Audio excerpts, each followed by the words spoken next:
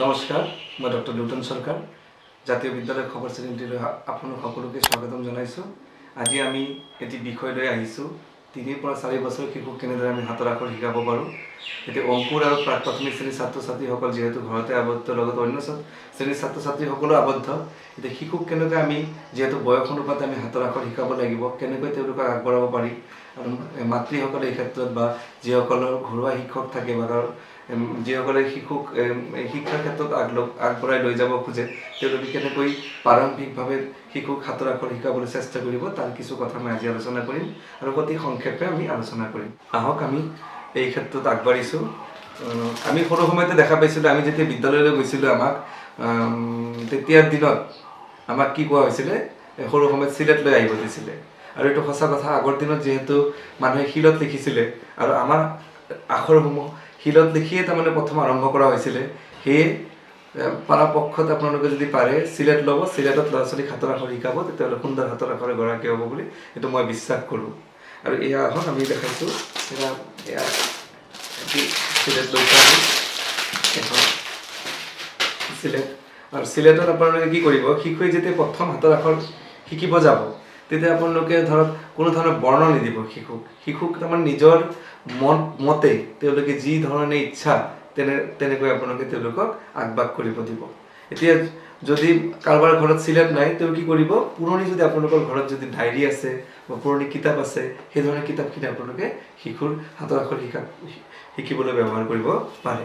এতিয়া আমি কি কৰিম, শিশুক যেতিয়া আমি কি কৰিম, চিলেট দিম, চিলেটৰ লগত পেঞ্চিল দিলোঁ, দি কিনে শিশুক আমি এৰি দিব লাগে। শিশুক কোনো ধৰণৰ বাউণ্ডাৰী দিব নালাগে যে তুমি নিজৰ ইচ্ছামতে আঁকা। তেওঁলোকে খুব চিলেট আৰু পেঞ্চিলডাল দি কিনে এৰি থৈ আপুনি নিজৰ কামত ব্যস্ত হৈ যাব লাগে। আৰু তেওঁলোকক কোনো ধৰণৰ তাৰমানে ৰেষ্ট্ৰিকশ্যন দিব নালাগে যে এনেকৈ কৰিবা। তেওঁলোকে কি কৰিব, দেখিব আপুনি শিশুক যেতিয়া আপুনি পেঞ্চিল আৰু চিলেট দিব, শিশুৱে কি কৰিব, নিজৰ মন মতে যি ইচ্ছা তাকে আঁকিব। যি ইচ্ছা যেতিয়া তাকে আঁকিব, এই আগবাগবিলাকতে আমাৰ ভৱিষ্যতে কি হ'ব, এই আগবাগবিলাকে আমাৰ কি হ'ব, ভৱিষ্যতে আমাৰ হাতৰ আখৰৰ আঁচ বা বিভিন্ন পাকবিলাকে লৈ পৰিৱৰ্তন হ'ব। ইয়াৰ পিছত যদি আপোনালোকৰ তাত চিলেট নাই, তেতিয়াহ'লে আপোনালোকে কি কৰিব, এই পুৰণি ডায়েৰী বুক বা পুৰণি কিতাপ আৰু কলম যদি আছে ঘৰত বা কাঠ পেঞ্চিল আছে, আপোনালোকে শিশুক দিব। আৰু শিশুৱে কি কৰিব, সেই কাঠ পেঞ্চিলডাল দি লিখিব দিব আপোনালোকে। যেনেকৈ যি ইচ্ছা, যি মন যায়, তেওঁলোকৰ নিজৰ ইচ্ছামতে নিজৰ মনৰ দ্বাৰা তেওঁলোকে যি আগবাগ বিচাৰে, পুৰণীয়া, 3-কোণীয়া, 4-কোণীয়া, আস্তনা যি বিচাৰে, তেনেকৈ আপোনালোকে কি কৰিব, তেওঁলোকক কৰিবলৈ দিব। এনেকৈ যেতিয়া শিশুৱে যেতিয়া কৰিব, কৰাৰ পিছত তেওঁলোকৰ তাৰমানে শিশুৰ আঙুলিবিলাকে কাঠ পেঞ্চিল বা পেঞ্চিল বা কলম ধৰাৰ ক্ষমতা তেওঁলোকৰ হাতত আহি যাব। আৰু যেতিয়া তেওঁলোকৰ হাতত কলম ধৰাৰ অভ্যাসটো আহি যাব বা পেঞ্চিল ধৰাৰ অভ্যাস আহি যাব, তাৰপিছত আমি কি কৰিম, পিছৰ পৰ্যায়লৈ আগবাঢ়িম। সেই প্ৰতিজন পিতৃ মাতৃক বা যিসকলে শিশুক শিক্ষাৰ ক্ষেত্ৰত আগবঢ়াই লৈ যাব খোজে, তেওঁলোকক মই বিনম্ৰভাৱে অনুৰোধ কৰোঁ, প্ৰথমে যাতে তেওঁলোকে ছাত্ৰ ছাত্ৰীসকলক বৰ্ণ বা ABCD এলফাবেট তেনেকুৱা ধৰণৰ লিখাবলৈ আৰম্ভ নকৰে।